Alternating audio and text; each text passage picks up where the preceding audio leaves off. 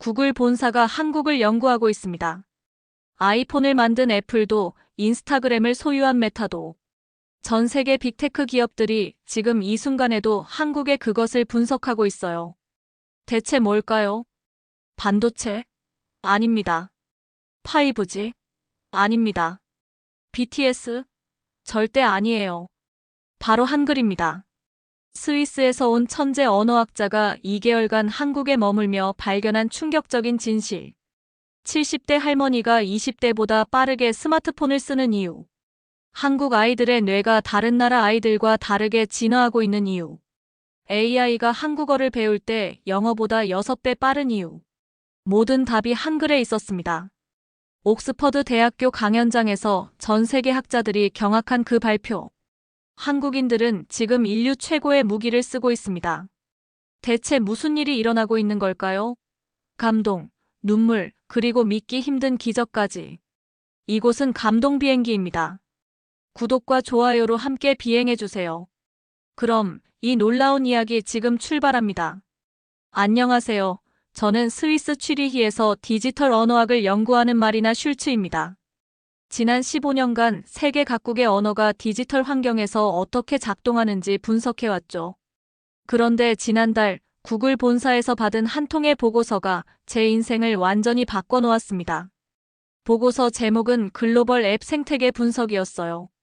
페이지를 넘기면서 저는 점점 더 놀라게 됐습니다. 카카오톡, 배달의 민족, 쿠팡, 네이버 웹툰까지.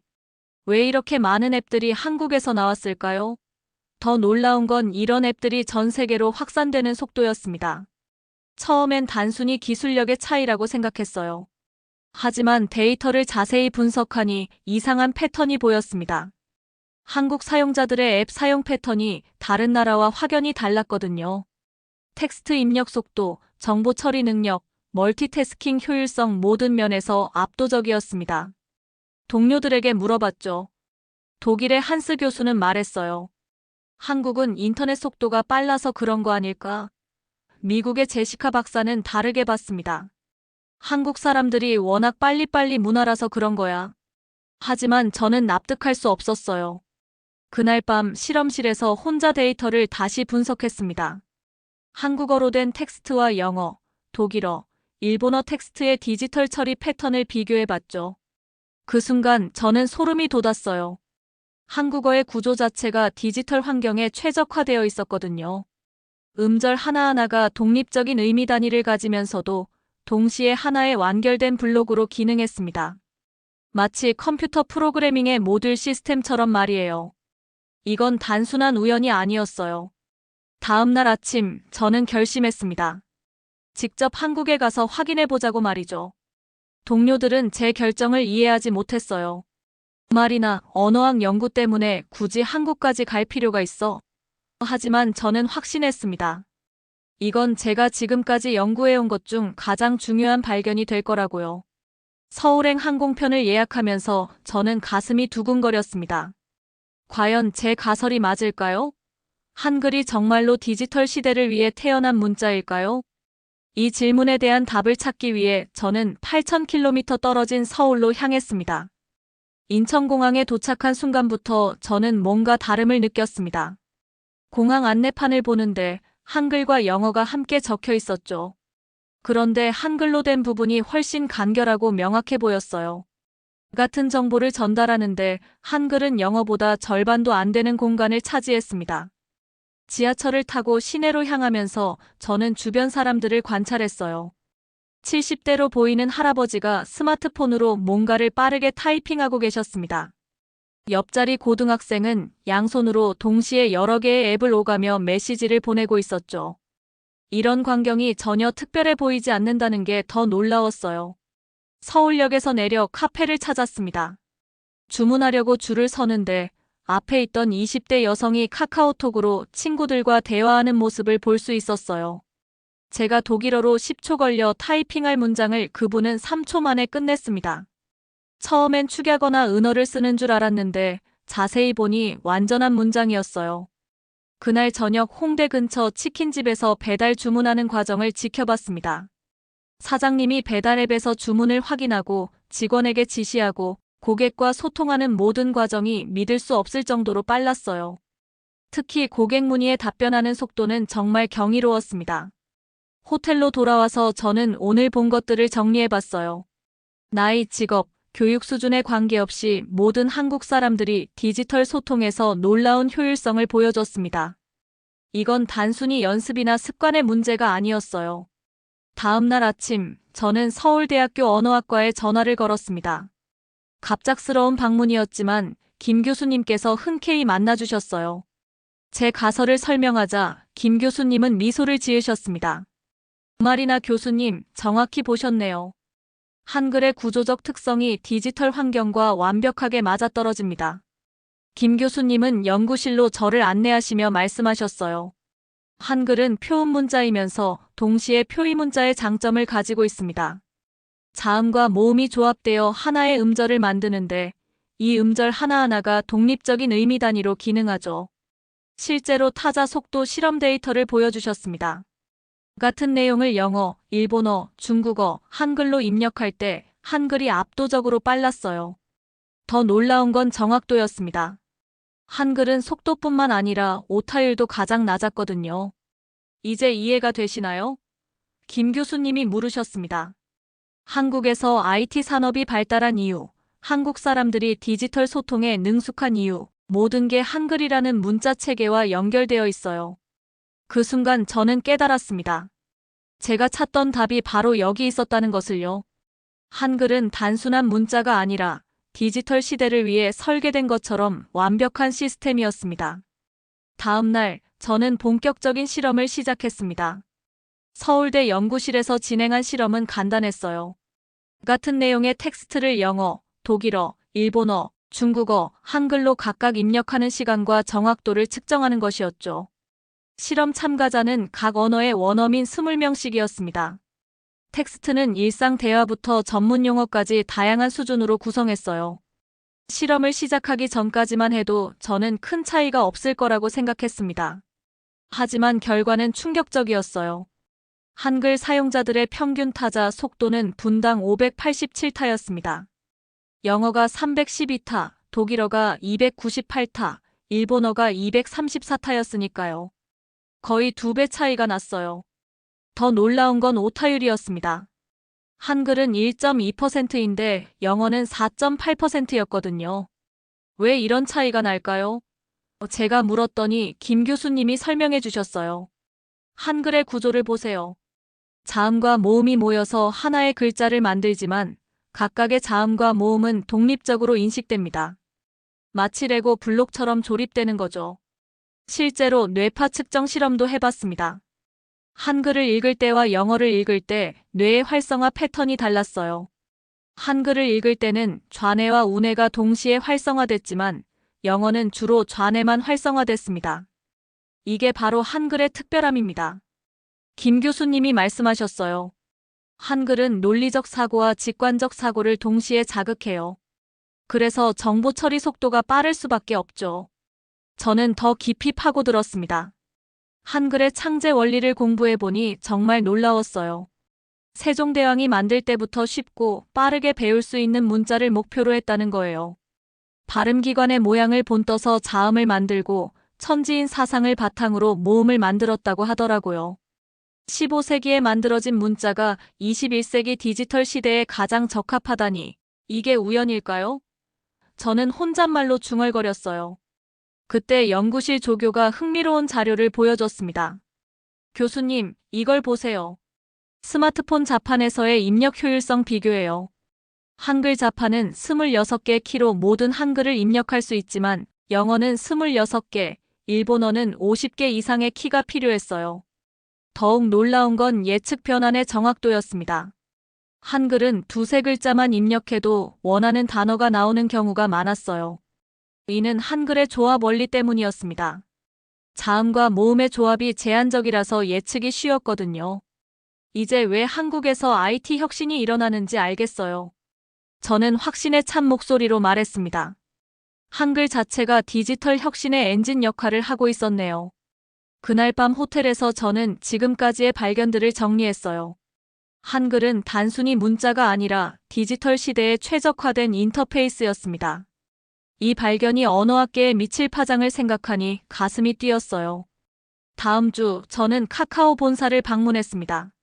사전에 연락해서 개발팀과 만날 수 있었어요. 처음엔 한국 기업의 기술력을 배우려는 목적이었는데 가서 보니 제가 예상했던 것과 완전히 달랐습니다. 카카오톡이 성공한 이유가 뭐라고 생각하세요? 개발팀장 이 부장님이 물으셨어요. 저는 기술적인 답변을 기대했지만 돌아온 답은 의외였습니다. 한글 때문입니다. 이 부장님은 단호하게 말씀하셨어요. 다른 나라 메신저들과 카카오톡의 가장 큰 차이점은 입력 속도예요. 한국 사용자들이 다른 나라 사람들보다 훨씬 빠르게 대화할 수 있거든요. 실제 데이터를 보여주셨는데 정말 놀라웠어요. 한국 사용자들의 평균 메시지 길이는 다른 나라보다 1.8배 길었는데 입력 시간은 절반밖에 안 걸렸습니다. 같은 시간에 더 많은 정보를 주고받을 수 있다는 뜻이었죠. 그래서 카카오톡에는 다른 메신저에 없는 기능들이 많아요. 개발자 김 과장님이 설명해 주셨어요. 단체 채팅, 오픈 채팅, 카카오 스토리까지. 빠른 입력이 가능하니까 복잡한 기능들도 부담 없이 사용할 수 있거든요. 저는 직접 실험해 봤습니다. 영어로 Let's meet at the coffee shop near the station at 3pm이라고 타이핑하는 시간과 한글로 3시에 역 앞 카페에서 만나자라고 입력하는 시간을 비교해 봤어요. 한글이 3초, 영어가 8초 걸렸습니다. 단순히 글자 수의 차이가 아니에요. 이 부장님이 추가 설명을 해주셨어요. 한글은 의미 전달이 압축적이에요. 조사와 어미 변화를 통해서 미묘한 뉘앙스까지 표현할 수 있거든요. 그때 저는 깨달았습니다. 카카오톡의 이모티콘 문화, 짧은 메시지로도 풍부한 감정 표현이 가능한 이유, 모든 게 한글의 특성과 연결되어 있었어요. UX팀에서 보여준 자료는 더욱 흥미로웠습니다. 외국인 사용자들과 한국인 사용자들의 앱 사용 패턴이 완전히 달라요. UX 디자이너 박 대리님이 말씀하셨어요. 한국인들은 동시에 여러 채팅방을 오가면서 대화하는데 외국인들은 주로 한 번에 하나씩 집중해요. 왜 그럴까요? 제가 물었더니 답이 명확했어요. 입력 속도 차이 때문이에요. 한국어는 빠르게 입력할 수 있으니까 멀티태스킹이 가능하지만 다른 언어는 상대적으로 시간이 오래 걸리니까 집중해서 해야 해요. 데이터 분석 결과도 놀라웠습니다. 한국 사용자들은 하루 평균 127개의 메시지를 보내는데 미국 사용자들은 43개였어요. 거의 3배 차이였죠. 그런데 메시지당 평균 작성 시간은 한국이 더 짧았습니다. 결국 카카오톡은 한글의 장점을 최대한 활용한 메신저예요. 이 부장님이 결론을 내려주셨어요. 다른 나라에서 카카오톡을 벤치마킹하려고 하지만 언어적 기반이 다르니까 똑같이 구현하기 어려워요. 그날 오후 저는 판교 카페에 앉아서 주변 사람들을 관찰했습니다. 누구든 스마트폰을 꺼내서 빠르게 메시지를 주고받았어요. 마치 생각과 손가락이 직접 연결된 것처럼 자연스러웠습니다. 한글은 단순한 문자가 아니라 디지털 네이티브를 위한 언어구나. 저는 확신했어요. 이제 왜 한국이 디지털 강국이 됐는지 명확해졌습니다. 다음 연구 대상은 지세대였습니다. 서울의 한 고등학교에서 학생들의 스마트폰 사용 패턴을 관찰할 기회를 얻었어요. 처음 본 광경은 정말 충격적이었습니다. 17세 김민지 학생을 보세요. 수학 문제를 풀면서 동시에 친구들과 단체 채팅을 하고 유튜브 영상도 보고 있었어요. 그런데 집중력이 흐트러지기는커녕 오히려 더 활발해 보였습니다. 어떻게 동시에 이렇게 많은 일을 할 수 있어요? 제가 물었더니 민지가 웃으며 답했어요. 당연한 거 아니에요? 그냥 손가락이 알아서 움직여요. 제가 관찰한 지세대 학생들의 특징은 놀라웠습니다. 첫째, 타자 속도가 성인보다 빨랐어요. 둘째, 축야거나 줄임말 없이도 빠른 소통이 가능했습니다. 셋째, 여러 앱을 동시에 사용하면서도 맥락을 놓치지 않았어요. 뇌과학 전문가 정 교수님과 함께 실험을 진행했습니다. 지세대 학생들이 한글로 채팅할 때 뇌 활동을 측정해봤어요. 결과는 기존 연구와 완전히 달랐습니다. 일반적으로 언어 처리는 좌뇌에서 담당하는데 이 아이들은 좌뇌와 우뇌가 동시에 활성화되네요.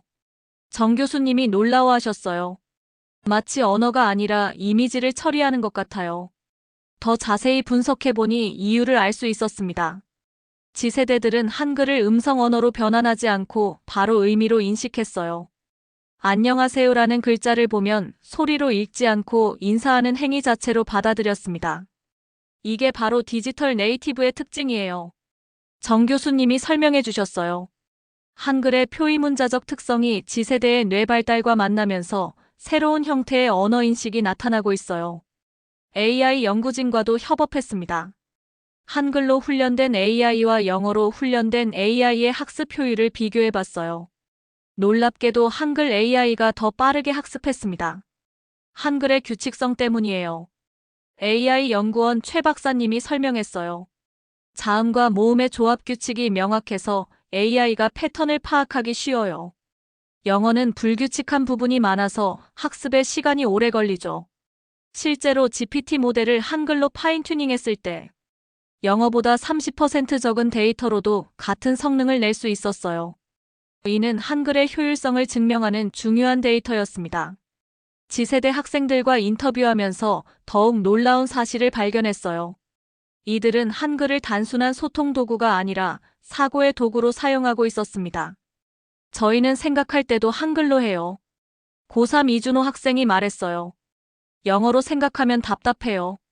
한글이 훨씬 빠르고 정확하거든요. 이는 중요한 발견이었습니다. 언어가 사고에 영향을 준다는 사피어 워프 가설을 한글이 증명하고 있었거든요. 지세대들의 빠른 사고와 창의성이 한글의 특성과 연결되어 있었어요. 한국의 지세대는 인류 역사상 가장 효율적인 문자로 사고하는 첫 번째 세대입니다. 저는 그날 일기에 이렇게 적었어요. 이들이 만들어갈 미래가 정말 궁금해요. 게임 산업에서도 흥미로운 현상을 발견했습니다. 한국 게이머들의 채팅 속도와 전략 공유 능력이 다른 나라보다 압도적으로 뛰어났어요. 이는 e스포츠에서 한국이 강세를 보이는 이유 중 하나였습니다. 제 연구는 예상치 못한 방향으로 흘러갔습니다. 젊은 세대만이 아니라 고령층에서도 놀라운 현상을 발견했거든요. 서울 종로구의 한 노인복지관을 방문했을 때였어요. 74세 박순자 할머니가 스마트폰으로 손자와 영상통화를 하고 계셨습니다. 그런데 채팅 입력 속도가 제가 생각했던 것보다 훨씬 빨랐어요. 할머니, 어떻게 그렇게 빨리 치세요? 한글은 쉬워요. 보이는 대로 치면 되거든. 할머니의 답변이 핵심을 찔렀습니다. 한글은 발음과 표기가 거의 일치해서 직관적으로 입력할 수 있었어요. 노인복지관 디지털 교육 담당자 김 선생님이 설명해 주셨어요. 다른 나라에서 온 어르신들과 비교해보면 차이가 확연해요. 영어권 어르신들은 스마트폰 적응에 몇 달이 걸리는데 한국 어르신들은 몇 주면 기본 기능을 다 익혀요. 실제 데이터도 놀라웠습니다. 65세 이상 한국 어르신들의 스마트폰 보급률은 85%였어요. 같은 연령대 미국이 61%, 일본이 57%인 것과 비교하면 압도적이었습니다. 왜 이런 차이가 날까요? 제가 질문하자 김 선생님이 한글 교재를 보여주셨어요. 한글은 24개 기본 글자만 알면 모든 글을 읽을 수 있어요. 영어는 수만 개 단어를 외워야 하지만 한글은 조합 원리만 이해하면 돼요. 더욱 놀라운 건 문맹률이었습니다. 한국의 65세 이상 문맹률은 2% 미만이었어요. 세계에서 가장 낮은 수준이었죠. 이는 한글의 학습 용이성을 보여주는 강력한 증거였습니다. 전통시장에서 만난 68세 김태수 사장님의 이야기도 인상적이었어요. 요즘은 배달 주문도 다 앱으로 받아요. 처음엔 어려울 줄 알았는데 한글이니까 금방 배웠어요. 사장님의 스마트폰을 보니 배달 앱, 카카오톡, 네이버 지도까지 다양한 앱을 능숙하게 사용하고 계셨어요. 글자가 크고 읽기 쉬워서 좋아요. 영어로 된 건 못하겠지만 한글은 괜찮아요. 디지털 격차 연구를 하는 연세대 이 교수님과 만났습니다. 한국은 세계에서 유일하게 디지털 격차가 줄어들고 있는 나라예요. 이 교수님의 설명이었어요. 다른 나라는 젊은 세대와 고령층 간의 디지털 격차가 계속 벌어지는데 한국은 오히려 줄어들고 있어요. 한글의 접근성 때문이에요. 데이터 센터에서 확인한 통계도 이를 뒷받침했습니다. 70대 이상 한국인의 인터넷 사용률이 매년 15%씩 증가하고 있었어요. 이는 OECD 평균 3%와 비교해 5배나 높은 수치였습니다. 한글은 민주적인 문자예요. 제가 그날 노트에 적은 문장이에요. 나이, 교육 수준, 사회적 지위와 관계없이 누구나 쉽게 익힐 수 있거든요. 실버타운에서 만난 78세 최영희 할머니의 말씀이 특히 기억에 남습니다. 옛날엔 글 모르는 사람이 많았는데 요즘은 스마트폰까지 다 써요. 한글이 쉬워서 그래요. 한글의 이런 특성은 AI 시대에 더욱 중요해질 것 같았어요. 음성 인식, 텍스트 변환, 자동 번역 모든 영역에서 한글의 규칙성과 직관성이 큰 장점이 될 테니까요. 디지털 네이티브만이 아니라 디지털 시니어까지 포용하는 언어. 저는 한글에 대한 새로운 정의를 내렸습니다. 이런 포용성이야말로 한글의 가장 큰 강점이었어요. 연구의 마지막 단계에서 저는 AI 기업들을 방문했습니다. 네이버 AI 연구소, 카카오 브레인, 삼성 AI 센터까지. 그곳에서 발견한 사실들은 정말 경이로웠어요. 한글로 훈련된 AI 모델이 다른 언어 모델보다 효율이 높아요. 네이버 AI 랩의 연구원 장 박사님이 설명해 주셨어요. 같은 성능을 내는데 필요한 데이터량이 30% 적어요. 실제로 하이퍼CLOVA라는 한국어 AI 모델을 테스트해 봤습니다. 문맥 이해, 감정 분석, 창작 능력 모든 면에서 놀라운 성능을 보였어요. 특히 한국어의 미묘한 뉘앙스까지 정확하게 파악했습니다. 한글의 교차거적 특성이 AI에게는 오히려 장점이에요. 카카오 브레인 김영구원이 말했어요.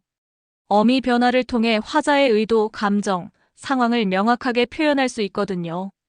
예를 들어 가다, 갑니다, 가요, 가자, 갈까요 같은 어미 변화를 통해 존댓말, 제안, 의문 등을 구분할 수 있었어요. 영어로는 톤이나 문맥으로만 파악할 수 있는 정보를 한글은 형태소 자체에 담고 있었죠. 더욱 놀라운 건 한글 AI의 창작 능력이었습니다. 시, 소설, 에세이를 써보라고 했는데 정말 자연스러웠어요. 운율, 리듬감, 감정 표현 모든 면에서 사람이 쓴 것과 구분하기 어려울 정도였습니다. 왜 한글 AI가 창작에 특히 뛰어날까요? 제가 물었더니 답이 명확했어요. 한글은 소리와 의미가 직접 연결되어 있어요. AI가 언어의 음성적 특성과 의미적 특성을 동시에 학습할 수 있거든요. 삼성 AI 센터에서는 더욱 흥미로운 프로젝트를 진행하고 있었어요. 한글 기반의 범용 AI 어시스턴트였습니다. 빅스비가 한국어에서 가장 자연스럽게 작동하는 이유가 있어요. 개발팀장 박상무님이 설명해 주셨어요. 한글의 음성학적 체계가 AI 음성 인식에 최적화되어 있어요. 자음과 모음의 조합이 명확해서 오인식률이 현저히 낮아요. 실제로 한국어 음성 인식 정확도는 97.8%였는데 영어는 89.2%였어요. 스타트업 단지에서 만난 젊은 개발자들의 이야기도 인상적이었습니다. 저희는 한글 AI로 전 세계 시장을 공략하려고 해요. 22세 창업자 이민수 씨가 말했어요. 한글의 효율성을 다른 언어에도 적용할 수 있거든요. 그들이 개발한 번역 AI는 정말 놀라웠어요. 한국어를 중간 언어로 사용해서 다른 언어들 간의 번역 품질을 높였습니다. 한국어가 언어학적으로 중립적이라서 가능해요. 기술총괄 김지연 씨가 설명했어요. 의료 AI 분야에서도 한글의 장점이 드러났습니다. 서울대병원 AI센터에서 개발한 진료기록 분석 시스템을 봤는데 한글로 작성된 진료기록에서 질병 패턴을 찾아내는 정확도가 영어보다 높았어요. 한국어 의료 용어는 한자어 기반이라서 의미 분석이 용이해요. 의료진단 AI팀 최 교수님이 말씀하셨어요. 복합어의 조합 원리가 명확해서 AI가 의미를 정확하게 파악할 수 있죠. 교육 분야의 AI도 혁신적이었습니다. 개인 맞춤형 학습 AI를 체험해봤는데 학습자의 한국어 실력을 정확하게 분석해서 최적의 학습 경로를 제시했어요. 한글의 단계적 학습 구조가 AI 교육에 완벽해요. 에듀테크 스타트업 대표 정수민 씨가 설명했어요. 자음, 모음, 음절, 단어, 문장 순서로 체계적인 학습이 가능하거든요. 가장 놀라운 건 감정 AI였습니다. 한국어 텍스트에서 감정을 분석하는 AI의 정확도가 다른 언어보다 훨씬 높았어요. 미묘한 어미 변화, 의성어, 의태어까지 모두 감정 지표로 활용할 수 있었거든요. 한국 사람들이 카카오톡에서 감정 표현을 자유롭게 하는 이유를 이제 알겠어요. 저는 그날 깨달았습니다. 한글 자체가 감정을 세밀하게 표현할 수 있는 도구였구나. 연구를 마치면서 저는 확신했습니다. AI 시대의 한글의 가치는 더욱 높아질 것이라고. 효율성, 정확성, 창의성 모든 면에서 한글이 인공지능의 최적 파트너였거든요. 스위스로 돌아와서 저는 연구 결과를 정리했습니다. 2개월간 한국에서 발견한 것들은 제가 예상했던 것보다 훨씬 큰 의미를 가지고 있었어요. 단순히 언어학적 발견이 아니라 인류 문명의 미래와 관련된 문제였거든요.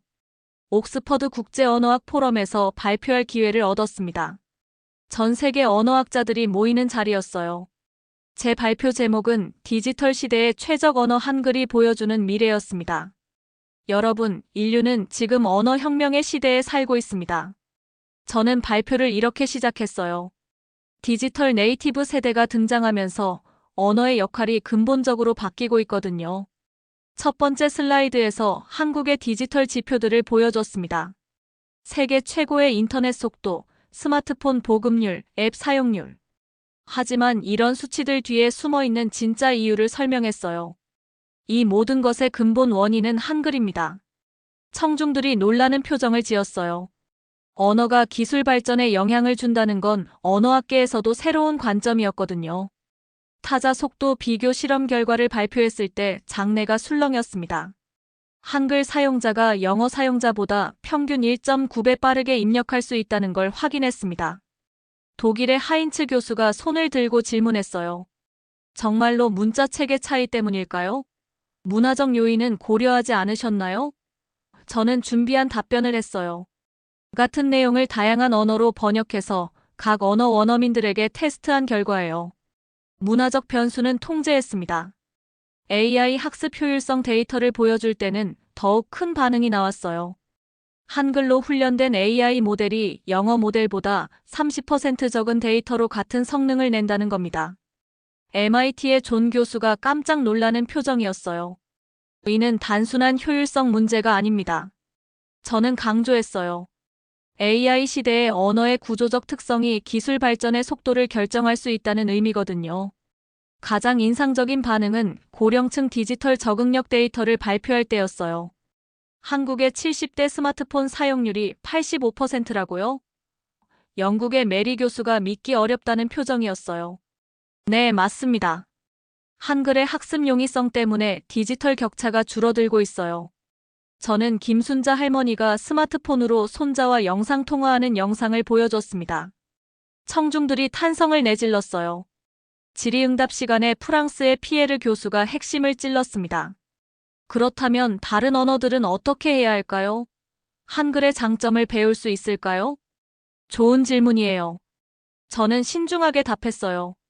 각 언어의 고유성은 존중해야 하지만 한글의 효율성 원리는 분명 참고할 가치가 있습니다. 특히 디지털 인터페이스 설계에서 말이에요. 발표를 마치며 저는 개인적인 소감을 나눴습니다. 2개월 전까지만 해도 저는 언어를 단순한 소통 도구로 생각했어요. 하지만 한국에서 보낸 시간 동안 언어가 사고방식, 생활 패턴, 심지어 문명의 방향까지 결정할 수 있다는 걸 깨달았습니다.